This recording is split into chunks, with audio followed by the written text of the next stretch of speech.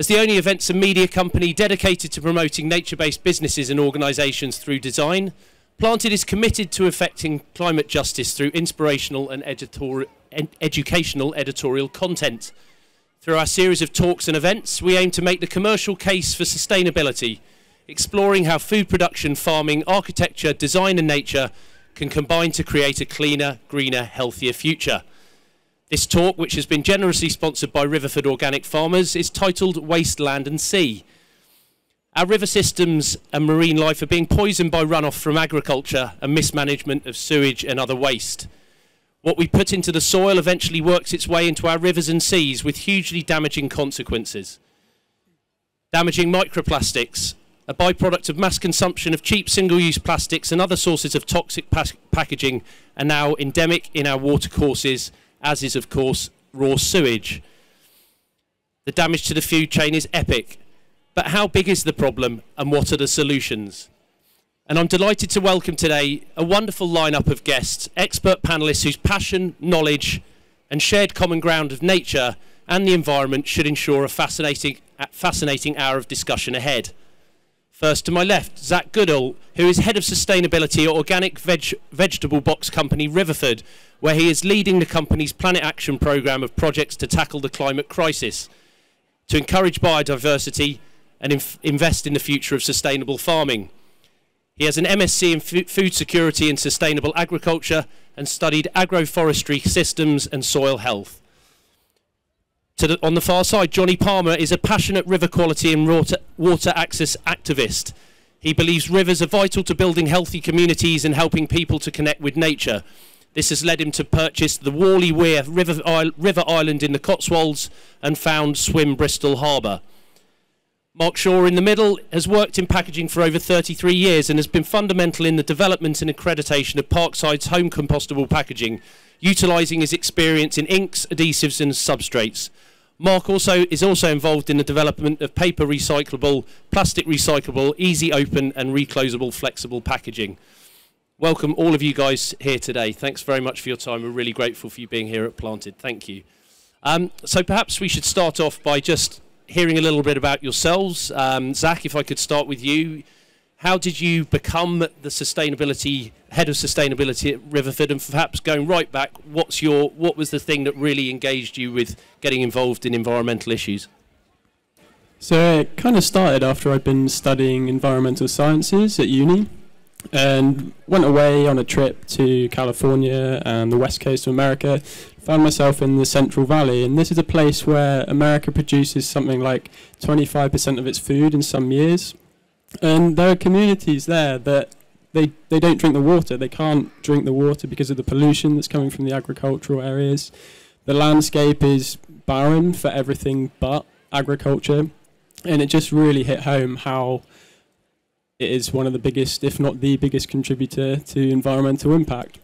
So that pushed me towards an MSc and started studying, and really kind of fell in love with the Southwest, where I was studying in Exeter, and ended up finding my way to Riverford. So started working there, and it's an incredible place to work. It's an organic farm where we produce around 10% of the produce we sell. The rest of it we're buying in from other businesses, and it works with a really tight-knit group of suppliers. And everything there is about thinking things through from the very start of the food chain right up to what the customer does. And all the projects that I ended up working on were increasingly things to do with climate change and looking at biodiversity. And eventually that pushed me into a head of sustainability role. And now we have several programs looking at how we're going to farm in the future, what we're going to do about the climate crisis, how we bring nature back onto farms. And yeah, here I am.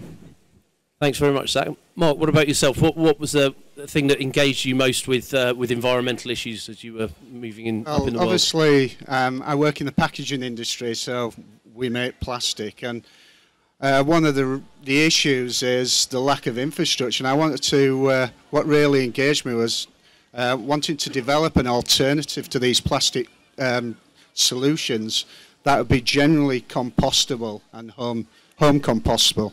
A difficult journey. We started about 13 years ago. It's not easy, but we worked with Riverford recently to develop their range of compostable packaging. We'll go into that later on, why they chose compostable and the benefits of compostable packaging. It's not the solution for everything, but it does have a part to play. Thanks very much, Mark. Johnny, what's your inspiration? Why are you so passionate about rivers and water systems? What's got you engaged, and what are you doing about it? I believe that rivers are the arteries of our communities and our environment, and I think they represent where we put our waste. They're a source of recreation. They're where a lot of life comes from, and humans are creatures of water. So I think rivers have a really important part to what we are as humans. And that all began growing up in Tasmania in Australia, where I spent a lot of my childhood playing in rivers called the Meander. I remember going down there and putting my toe in the water and having that feeling where you go from feeling all warm and fuzzy to suddenly all the heat, feeling like it's shooting through your toe into the river and getting cold instantly. And then I come to the UK and I go to this place called Whalley Weir, which is a beautiful wild swimming spot. If you ever open the Sunday Times and there's a picture of wild swimming, it's usually Whalley. And this place was being mistreated. People were throwing rubbish in the river, they were throwing rubbish on the land, the farmers upstream were letting their runoff, their nitrates, phosphates, animal sewage. And then I find out about this really horrific thing, which is the water companies are letting raw sewage flow into rivers as well. So I decided to do something about this. I bought this bit of land, which is a river island in the Cotswolds, and from that I seem to have been handed this soapbox where I talk about these issues. I'm totally unqualified, unlike you, to talk about the science behind this stuff, but I am driven from a place of values of how I think we should treat our rivers and how important they are. That's brilliant. Well, everyone's welcome on this stage who's got a passion for nature and for the environment, and all three of you clearly do. I mean, what I'd like to do through the course of this talk, if we could, is perhaps join up the dots for people of why we've got someone who's involved in organic farming, in packaging and river systems, just to sort of lead people through that process of how things make it into the sea. People will, lots of people will have seen the surfers against sewage have clearly made a huge impact in terms of getting that message out there that river systems are horribly polluted. But what's that chain that happens? I mean, Zach, could you kind of walk through the process of a sort of heavily polluting farm, for example, and what that journey of that pollution actually is? So, to start with, most of the pollution that we see in our rivers in the UK is coming from farms, so about 60 to 62%. Some of it, as already been mentioned, is coming from water companies, but the majority is farming, and this is down to two main things. So poor nutrient management, so all the fertilisers that go on the land, whether that's artificial fertiliser or manures, and then poor livestock management. And also thrown in there is things like soil erosion, which can be a function of poor livestock management, or over-cultivation of soils, continuous cropping. So one of the key things that happens is something called eutrophication. You drop loads of nutrients in a water body, and that feeds all the life in there, particularly algae, so things like plankton. And essentially, these start growing lots, and they don't live forever, they die. And when they die, they start taking up oxygen. What that does is take up oxygen for everything else living in the water body. So you end up with fish kills, you end up with reduced invertebrate numbers, you trash the ecosystem, essentially. And then another major cause is looking at what happens with soil. So as I mentioned, a lot of soil coming off the land from either poor management of livestock or over ploughing, or just poor management of how you cultivate your fields. Soil will sediment up the river, it will silt up gravels where fish are laying their eggs and trying to breed, and in the same way it'll also silt up areas, invertebrates at the base of the food chain for some fish species are trying to live. So you're really kind of compounding issues that are already there as well. There's historic industrial pollution that's in there, but farming is, yeah, it is the most widespread cause. Thanks, Zach.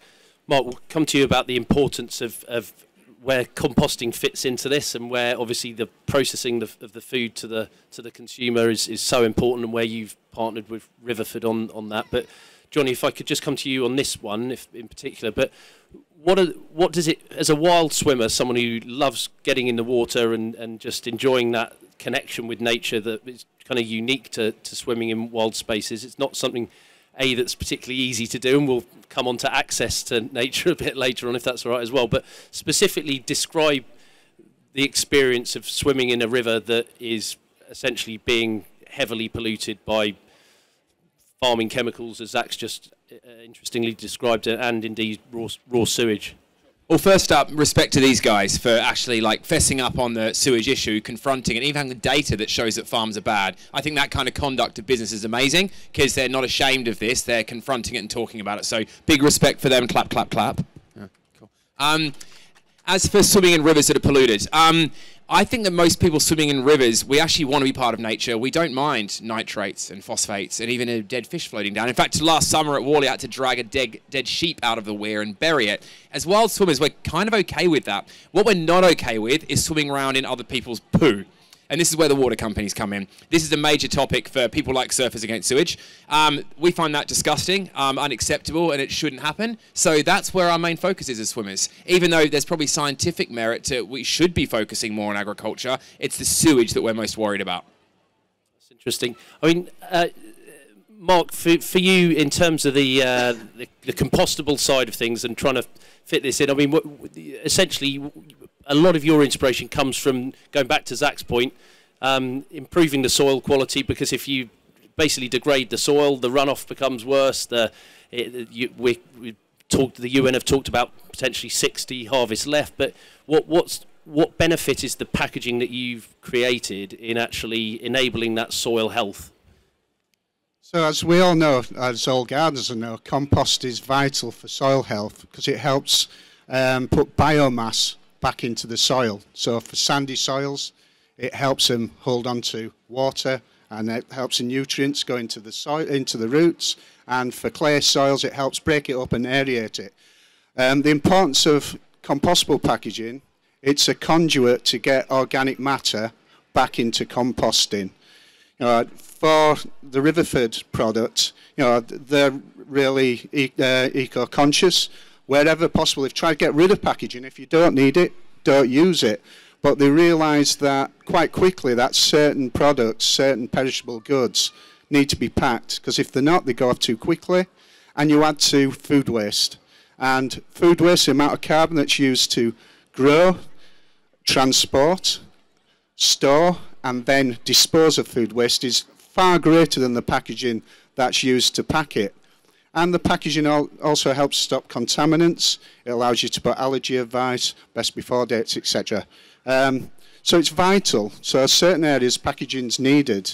But what we wanted to do is make sure that we're not putting plastic packaging into organic materials, organic foods, that if it goes into the soil, will stay there forever. So our material is designed to home compost at ambient temperatures. Because that packaging you described, and Zach will ask you about this if I may, but that packaging that you described, all that plastic waste, and so much of it does come from packaging, eventually, when it goes into landfill and it doesn't break down naturally, it works its way into the soil, and it will always work its way into our river systems and into the water courses. Is that fair to say, Zach? Yeah, in terms of how landfill works, unless it's a perfect system, and it won't be, the leachates that come out of different plastics, so conventional plastics, not compostable plastics, will have toxic chemicals in them, and as you say, it will be toxic to soil life, and if it does make its way to water courses, it will do the same to aquatic life.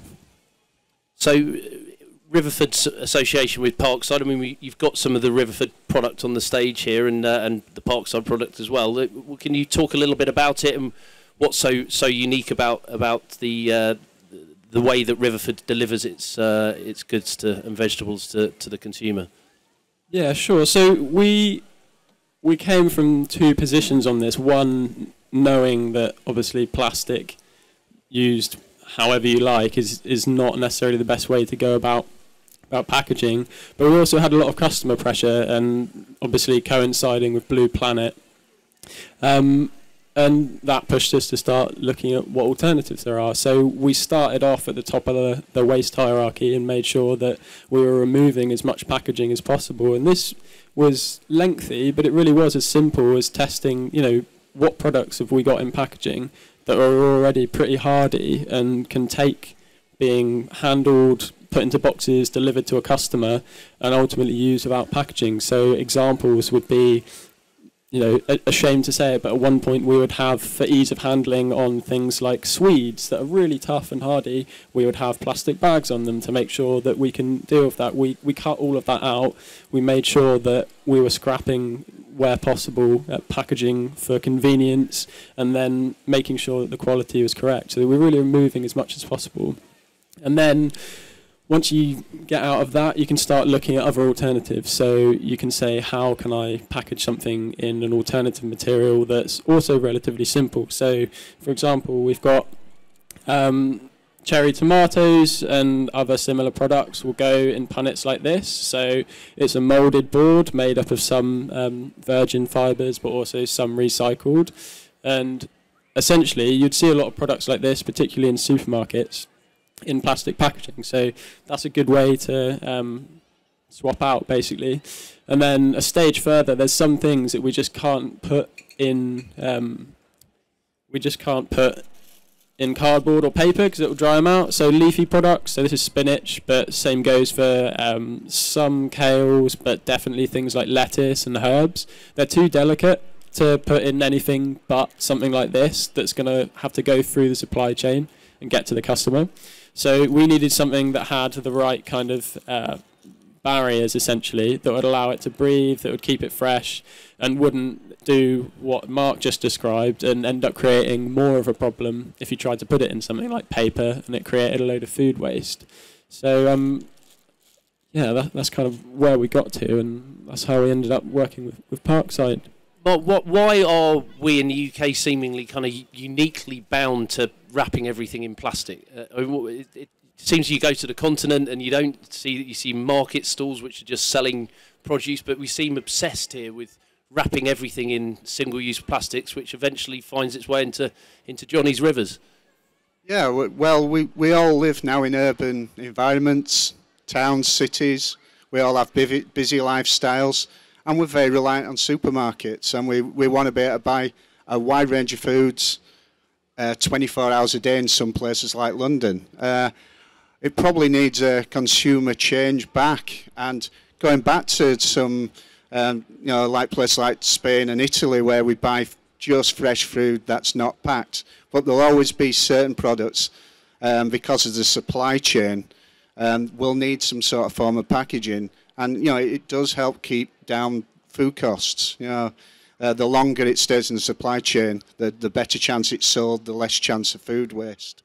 It's admirable for the Riverford model, where it's a subscription service and it goes straight to the consumer in days, sometimes hours.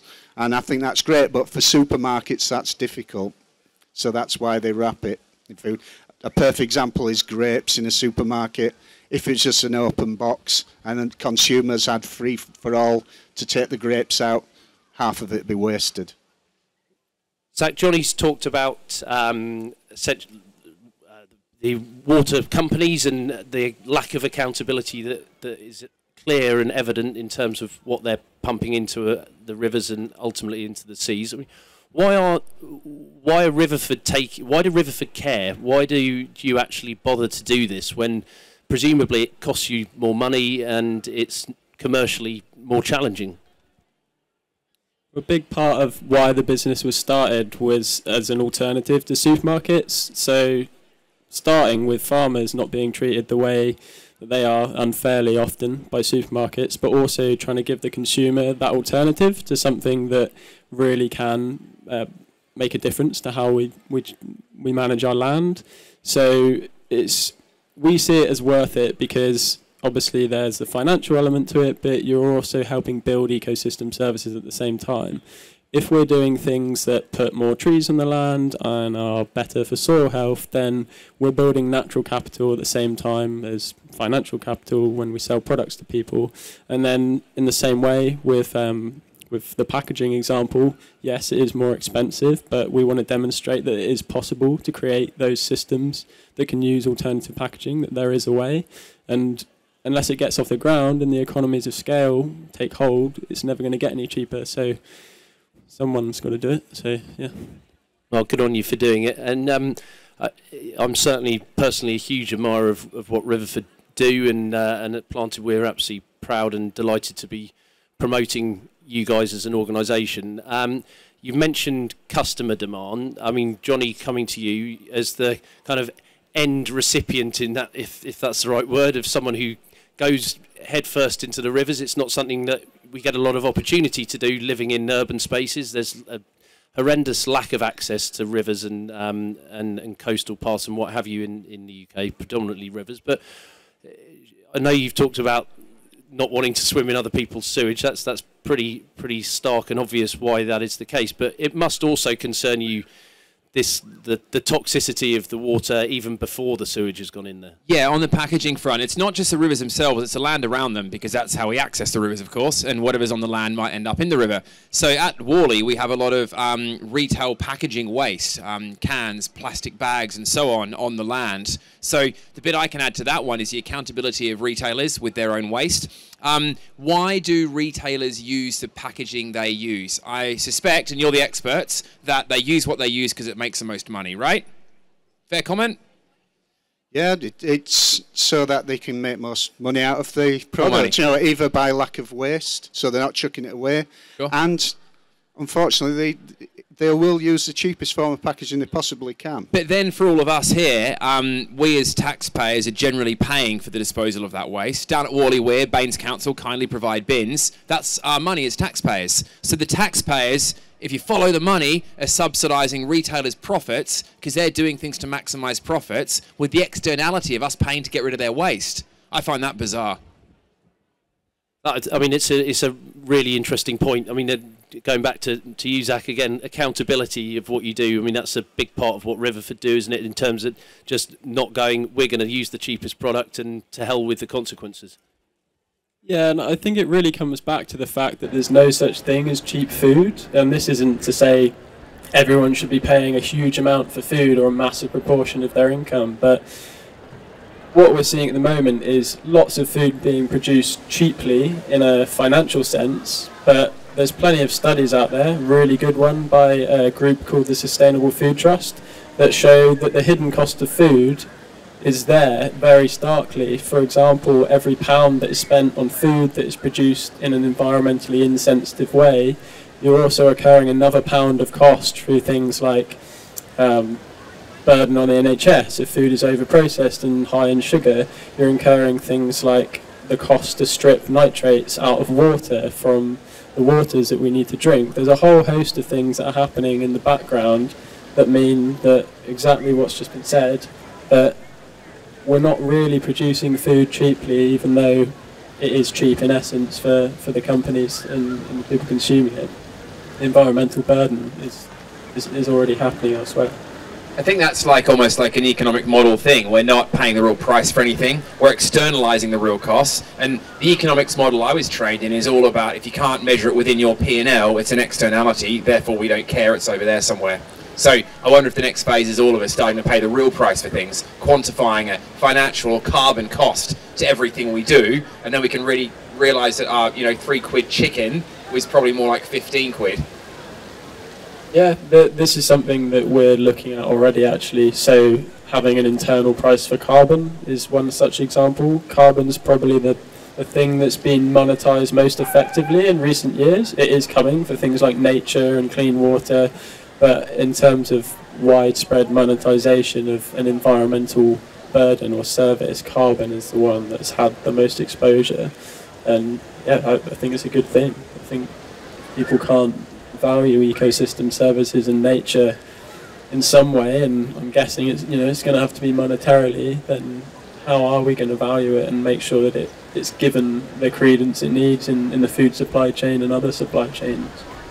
And also, I guess, going back to that question of demand, it's up to consumers to demand that the organisations, the businesses that they buy their products from are doing it in a sustainable way and in an environmentally friendly way or focused way. Mark, when we spoke a couple of weeks ago, you talked about the time you guys spent in actually just trying to push your compostable packaging out to market, and just basically spent 6 years, I think you said, before anyone picked it up. I mean, do you sense a real change now in consumer attitudes? Do you sense that there's a shift here, and that bigger businesses such as Riverford are picking you guys up? Yeah, we're seeing a big call for it from consumers in the right areas. If you look around here today, I've just been down to I think it's the Riverside Trust or the Wildlife Trust, and they've split all their waste bins out, and by far the biggest one was compostable packaging. So people were actually properly recycling the product, and they were separating it out. So consumers were actively, buying compostable packaging and recycling it. We started about 12, 13 years ago because we wanted to change a viable alternative to plastic. And as I say, it took 4 to 5 years because we ensured that it was fully tested independently, fully accredited. It did what it said on the tin. It was also tested in real life environments, in normal compost heaps, in Yorkshire where it never gets warm, to make sure it actually did what it said. The issue has been, it is more costly because plastic is super cheap. It's a byproduct of the oil industry. It's massively subsidised. It's difficult for us to match that. We make compostable packaging only a very small fraction of the overall amount of packaging made. So it's very difficult to match it for price. And because of that, we get a lot of pushback from supermarkets because they don't want it. They don't want us challenging the cost model that they work from. Zach, we've obviously talked about the microplastics that get into rivers. I mean, you tell a pretty horrifying story. I mean, we ask questions. People say, why should we actually care if all these plastics are in our environment? I mean, it's literally in our food, isn't it? And therefore, literally getting into people's blood and DNA. Yeah. So some of the more horrifying stuff about microplastics that's come out in recent years has been, I think it was about 2 years ago, a study came out that now we're seeing crop uptake of microplastics that have made their way into water and soils. There's an Italian study, looked at several standard supermarket crops, was looking at some carrots, some tomatoes and some leafy products, and they were finding concentrations of microplastics going into food. And obviously that's at a much more minute scale. You go up to things like marine vertebrates and freshwater vertebrates, and there's a lot of microplastics and macroplastics, unfortunately, in their stomachs and in those organisms. Johnny, as a wild swimmer, I mean, how much does it concern you when you're in the water? Are you actually thinking, I'm potentially swallowing toxic water in every sense, and toxic, whether that be sewage, whether that be the microplastic? I mean, we must at times, and I don't want to stop you going in the water because I think it's a fantastic thing that you do, but it must at times go, is this actually that wise? Yeah, it's a good question. When you ask it, it makes me think, what is in our water? And it's like, I'm not really sure, but there's lots of toxins from all sorts of stuff. Our rivers are a dumping ground for everything that goes down our sinks and our drains, and on our roofs from the air, from our toilets. So there's all sorts of stuff in there. Is that worrying? Well, yeah, but at the same time, by getting in the water, it makes you think about it. See, if we're sitting in this square, we don't need to deal with the rubbish around us. We don't need to think about our waste. We're not engaging with what we're producing. You jump in a river, you start thinking about that stuff. And I think that swimming's a very powerful, not even metaphor, it's kind of like a mechanism by which people have to start thinking about the way they live and the way our society's structured, because you're literally jumping into it and you might end up drinking it, and you get very interested in what's going in your mouth. Have you ever got ill by being in the water? Oh, no, I haven't. However, down at Tigger Island, my bit of land, we've got a hot tub which I filled up with river water, which the River Avon is very nitrate rich. Nitrates, by the way, are great food if you're a bit of E. coli, right? They love a bit of that. And a hot tub at 38 degrees Celsius is, if you're E. coli, that is like the best. So before I learnt the magic of chlorine, we were pretty much building up a big Petri dish there. After 3 days, the kids came down and they got pretty ill from our Petri dish hot tub, but it's all good, bit of chlorine. But a Petri dish hot tub that was basically come straight out of the river. I mean, what a thing, what a thing. Well, yeah, and you'd think that would be okay, right? Beautiful, right? I've got a photo of it. They're like river water, hot tub, wood fires, and that magical. Well, no, when it's not full of, there's a bit of E. coli and nitrates and the rest of it, it becomes pretty disgusting. So coming back to Riverford, if I may, but your customers, your consumers, your customers, they're common ground. What's the profile of a typical Riverford customer, and what are the commonalities that you find? We find that most customers have some level of environmental consciousness as part of our USP as a business. And then there is a small subsection that are very detail orientated and are really into this. But in terms of kind of environmental issues that people are concerned with, we definitely saw, as I mentioned earlier, that plastics in our waterways are like a huge driver for that. As I mentioned, part of the reason we moved towards compostable plastics was because we had so many customers saying, what are you going to do about it? And Mark, one of the things that has really changed the game, I think I'm right in saying for you, was the Attenborough, the Blue Planet programme. I mean, what can you tell us a little bit about how that sort of essentially capitalised and turbocharged your business? Yeah, so up to the Blue Planet, we were probably about 6 years where we sold no packaging whatsoever, and to test it and accredit it cost us tens of thousands. So we probably spent nearly £100,000 on the development of the product, sold nothing. So just imagine my MD going, when's it going to happen? And then overnight, the Blue Planet, it changed consumer consciousness about plastic pollution in the oceans. And for those who haven't seen Blue Planet, just give the audience a little idea of what is Blue Planet and what did Attenborough do with that programme? Yeah, so David Attenborough did the programme. He showed what issues plastic pollution in planets was causing to wildlife and animals. To be honest, no packaging should be in the ocean.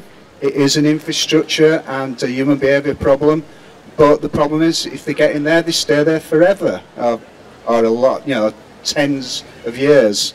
So should we be designing our packaging to be more sustainable in them environments? Obviously, all packaging will have an effect on the environment, but let's make it have the least effect. And what you're talking about there, obviously, is awareness. It's something that Johnny's obviously working incredibly hard for as an activist and a campaigner around river quality. You've just painted a really important picture there of a piece of media, essentially, which educated people. Again, coming back to you, Zach, in terms of Riverford and what you guys do, I've been really taken by the Wicked Leaks magazine as well, and you guys are about educating people about these issues and challenging the norm, in challenging the status quo. It's quite an unusual position for a business to take in many ways. I massively support it, I should say, but it's quite bold, some of the editorial content you guys put out. Yeah, so we want to have as much transparency as we can about what's going on, because we're on a path to continually improve what we're doing. We're always looking for ways to be better. So if that's looking at packaging and how we can take our compostable packaging to the next stage, or it might be on the farm, looking at how we improve soil health and how we make sure that we have minimal soil and nutrient wash going into rivers, making sure that we're improving for nature, so connecting the landscape, better hedgerows, more woodlands, more trees on farms. Yeah, we really just want to make sure that we're pushing as much as we can. And Wicked Leaks is like an internal magazine to the business that allows us to kind of report on anything and everything in sustainable business and the food system.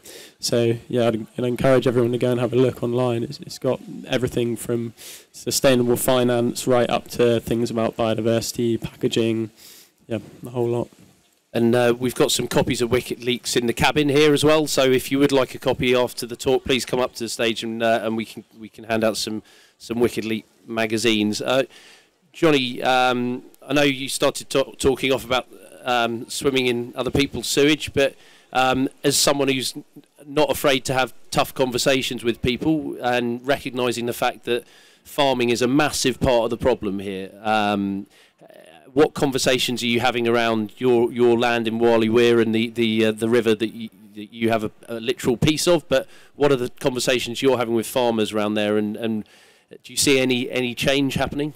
Well, I'll answer the question in a different way. It goes back to activist strategy, right? So what's your purpose as an activist? Mine is to try and get our rivers cleaner. How are we going to do that? The public and media need to get on board. So I've got to choose targets, like create villains in the story that are relatable, that people agree with. And if I stand there saying, well, the farmers are pumping nitrates in the rivers and that's creating algae build-up and da-da-da-da, bang, you've lost everyone. The word nitrate sounds sciencey, yeah? I'm no scientist, turns me off, turns everyone else off. If we say, you know that company that takes 100 quid out of your bank account every month, you're paying them to get rid of your sewage, did you know they're pouring into the river? You know that river you swim in with your kids, that one, yeah? That's more relatable. So we're creating villains, and that gets people on board, the media get on board. So what I'm doing is not attacking the farmers, because they're doing their best. Their profit margins are horrendous, right? It's a tough business. I grew up on a farm, and it's a hard life, man. Water companies, on the other hand, privatised monopolies owned by offshore investors, often generating hundreds of millions of pounds a year. That's a good villain to go for, and the farmers aren't. So strategically, I'm attacking the water companies. Can I suggest another villain then, as an ex-media man myself? Yeah? The supermarkets. Yeah, well, that's the next one.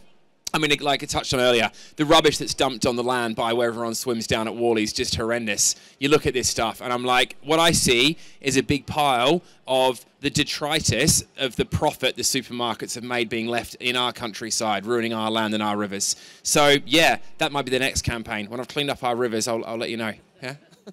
I'm Mark. Again, you're someone who's worked in this space for many, many years, and you've talked about it. But you know, joking apart, the supermarkets do play a massive role in this, don't they? They're the ones that are forcing down the margins, insisting on ever cheaper packaging, and they're part of the problem, surely. Yeah. In the full supply chain, the only people really making big money are the supermarkets. They drive down the food supplier to the tiniest margins. And obviously them food suppliers drive down the packaging people to the tiniest margins. So it's really tough supplying into a supermarket. So there's an amazing little market down the corner here. You've got a choice here. You've got some amazing choices around Granary Square and King's Cross. One of them is a well-known and unnamed supermarket over there. Another one is a marketplace just down in Lower Stable Street behind us, where you've got loads and loads of amazing local producers who are doing it largely from their homes with their start-up businesses. If you've got a choice to be made, have a think about where you're going to go and spend your pound. Zach, in terms of that piece on supermarkets, I mean, again, it's really important here that people engage if they do care about the environment, which so many people do. They do care about the fact that our rivers and seas are polluted. They care about the fact that there's waste packaging everywhere. It's really important that they think about where they put their money, isn't it? Yeah, definitely. And there are a lot of options out there other than the supermarket. Often you may pay slightly more, but you know, particularly with things like farm shops, or if you can identify a local veg box scheme. I know there's several around parts of London, and there's ones that deliver from outside of London into the city. If you can support these kind of schemes, or at the best supporting something like a CSA scheme, so this is community supported agriculture, then that's how you're really going to be diverting money from supermarkets and making sure that you're buying with people that are working directly with the land, and often family businesses. That's all really nice and free market, but what I'd like to see is us get all our rubbish from the supermarkets and go and deliver it back to them. And when I say deliver, I mean like throw it through their front door. I think that would be very visual and would actually have some quite immediate impact if that, take their own rubbish back. I think it's a great campaign, and we should start it right here, Johnny. And you heard it here first. But and I agree. I mean, but I think, and what we're trying to do at Planted is promote businesses that do actually give a shit. Promote businesses that actually genuinely care and do think about and are accountable for what they produce. Mark, the future of packaging, is compostable packaging the future? And can you explain, like, literally how it works in terms of and why it isn't a risk to our soil and a risk to our river systems? Well, I'd say compostable packaging just be difficult, but it's actually not the future for all of packaging, because it needs to be in the right areas, and things like Riverford are the right areas because there's a closed loop recycling scheme there, where, because it's a subscription service, they send it out. If you can't compost it at home or you don't want to compost it at home, you can send it back to Riverford and they organically recycle, compost it on the farm. And I think areas like that really works for compostable, and for products that have got perishable goods in, for packaging that's heavily contaminated with food that's never going to get recycled. I think these areas, compostable packaging works. Ideally, we want to recycle everything, but the infrastructure is just not there yet. It's miles off, especially for flexible packaging. So I think it has its part to play. The beauty of compostable packaging is it will break down in 26 weeks at ambient temperature, back into biomass, CO2 and moisture, and it's tested to make sure it's not toxic to the environment. So it goes through ecotoxicity tests. All these are done independently, and the results are peer reviewed and our products are credited. So, you know, it's independently tested, and that really isn't happening with any other form of packaging. Zach, the Riverford closed loop system that Mark's just described, I mean, literally what happens to one of those bags once it's what happens to them in the system? What, can you talk us through the sort of journey of one of those bags? So if people can't put it into their own home compost heap, they have the option to send it back with Riverford drivers. So this is part of the advantage of our system, because we have drivers in-house rather than using something externalised like DPD or something like that. We can bring everything back to our pack houses, and then from there it gets put to one of our farms where we have a very large compost heap going, and in there they go. And this is similar with a lot of products that we send out. So we offer that take back scheme to make sure that we either, if it's compostable, it gets composted on the farm, or we send it to a waste contractor that we're using that's selected by the business. So it comes back to the farm, gets composted, and then presumably then gets spread back up out on the soil of the farms that you guys work with, and goes back into the land. Yeah, absolutely. So we give it a good 9 months to a year to make sure that it is all fully broken down. But these heaps get to like really hot, like 60 degrees or so. It's all broken down and it gets put back on the land and used to grow more veg. And let's talk about education, which we've touched on a lot, but Johnny, in terms of kind of like the understanding to people, how much awareness now is there of how dirty our water is? I think in the last couple of years it's kicked off. I mean, Surfers Against Sewage, you mentioned earlier, they promote not pumping sewage into the sea.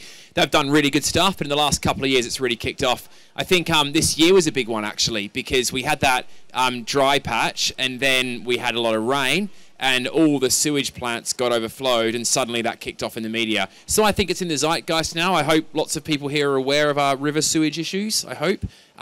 Change starts with public awareness, media attention, and then hopefully one day we'll see some really meaningful change. But and then again,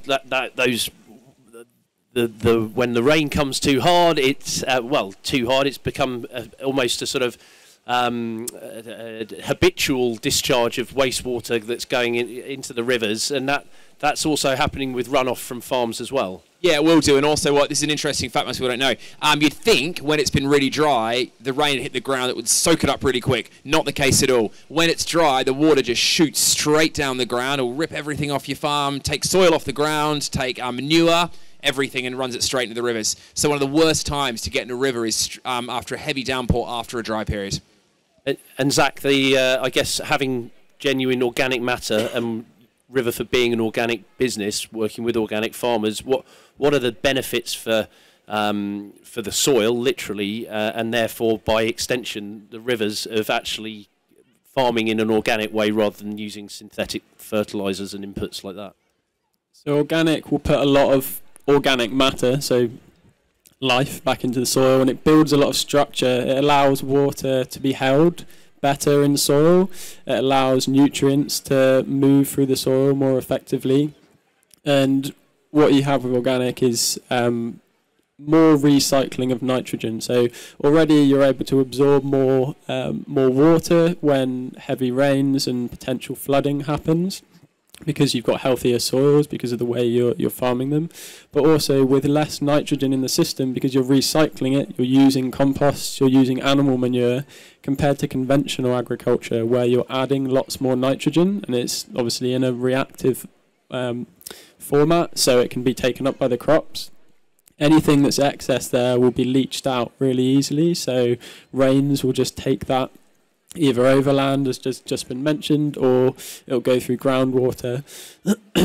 And also with organic, there is just more of an ethos around caring about the soil, and you'll often find with organic farmers that they're implementing things on top of just basic organic as well. So, for example, Riverford and other farmers in our supply base are doing things like working out how we can till the soil less, because we have to plough a lot to get rid of weeds, we can't use pesticides. So we're trying out things like strip tillage machines that essentially plough small strips and leave some uncultivated, so you're sending less soil in the rains down to the rivers. Other things like agroforestry, so planting trees in combination of livestock or in combination with arable or vegetable crops, mean that you hold soil in those areas on the slope, and you also help to take up nitrates and other nutrients that would potentially be going into the river. The roots of the trees are reaching down and catching them. So there's a lot of things that can be done inorganic, but also the kind of add-ons and going beyond organic methods. So a lot of organic farmers will favour that help to reduce the things that can pollute our waterways. Really interesting. One of our last, well, indeed our last event, Planted Country, which we held at Stourhead in association with the National Trust. We talked to a lot of regenerative farmers who were always organic farmers as well, but and basically refusing to use pesticides and refusing to use synthetic fertilizers in the way that they produce their food. And one of the things that came up time and time again was this idea of sort of tidy farms, and it was interesting listening to the last talk which Oliver Heath hosted just around urban spaces with nature, regenerative urban spaces and designing spaces. Like there's a bit of a massive shift in mindset that needs to be had around kind of tidiness and things like that. As a kind of obsession with control, is there in terms of farming? Yeah, totally. I think it's a bit of an old school view. You know, you have a nice tidy countryside, the hedges are like small boxes, the fields are massive, there's no green lanes, like, you know, doesn't that look nice and tidy? But I mean, getting away from waterways here and into biodiversity, that's not good for biodiversity. And how are you going to connect your landscape if you have tiny, crappy little hedgerows that have huge gaps in them, if you don't have woodlands that are encroaching your fields, if you don't have waterways that have untidy, huge, messy banksides with lots of trees and hedgerows and vegetation, you can't have nature moving in your landscape. And at the same time, particularly with waterways, you know, a messy waterway with lots of vegetation all around it and trees scattered over the banksides that has meanders in it is going to be a lot more resilient to pollution, because they're literally catching particles of soil, literally catching the nutrients that are coming down off the fields and potentially going in the rivers. So there's a lot to be said for untidy farms. Untidy rivers, which aren't untidy because of plastic packaging and plastic waste, Mark. Again, another sort of selling point for what you guys do must be, and a source of pride, having actually stuck at this for 6 years, as you described, with no sales. Like you must take a sense of pride in the fact that you guys have actually stayed in the game and are actually getting a commercial response now as well. Without doubt, my biggest achievement in my career in 34 years, and I've been passionate about it since day one, to ensure that we could deliver a truly home compostable solution. But ideally, I don't want to see any packaging in the industry, in the environment. I don't want to see packaging going into the rivers and the seas. You know, I see after floods in my hometown, you know, the plastic pollution in the trees and the riverbanks, and we don't want that. We need a better infrastructure. We need to reduce the amount of plastics we use, and we need to use them, if we have to use them, in the right way. And Johnny, presumably, as a wild swimmer, that picture that Zach's just presented or just painted for us, of much sort of, you know, messier, more meandering streams, and it must be music to your ears in a way. Yeah, I love the idea of messy nature. I mean, I really lean into the concept that nature is really chaotic, but in a beautiful way. And you see it around you, right? The way the bugs are interacting over there, and there's some reeds there with the fish in it, a heron murdering the fish, and then you see this chaos of nature, which we perceive as very beautiful, and I love that. So, yeah, like you say, we need more chaotic countryside. Down at Worley, we've planted a whole bunch of trees in deliberately non-linear curvy ways to connect different wildlife paths between river and hedgerows. And I think us humans, we love the chaos of nature. It's a beautiful thing, but not the chaos of human rubbish, because that just jars, you know.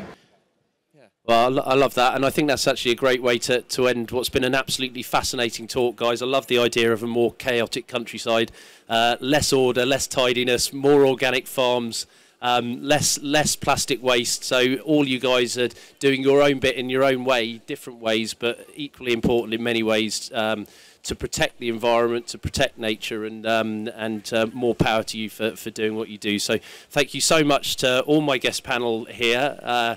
I'd like if you could give them a large round of applause. Thank you very much. So Zach Goodall from Riverford Organic, our sponsors of this talk. Thanks again to you, Zach. To Mark from Parkside, doing his bit for compostable packaging to keep plastic out of the environment, and Johnny Palmer, river activist, wild swimmer, who's pushing for a more chaotic countryside, which I think Planted completely backs as well. Thank you so much, guys. We're really grateful for your time today and all the work that you're doing. Thanks again to Riverford for hosting us. I was particularly chuffed that Riverford came on board as a sponsor for our business, because it's a great association. But thanks to King's Cross for hosting us here. Thanks to our AV production team, Pytch and Solcell, who've ensured that this Planted event is the first ever design event powered entirely by renewable energy, which is a fantastic thing for us to be able to say. Thanks to Voylok for providing me with these amazing funky boots that I'm wearing, and which are available to buy along with our other Planted Country brands, Planted Community brands, sorry, in our Wolf and Badger retail store on Cold Drops Yard. You can find out more about our Planted events, media, and join our community by visiting www.planted-community.co.uk. Thanks to everyone here for watching. My name's Sam Peters, and this has been Planted on Earth. Thanks so much.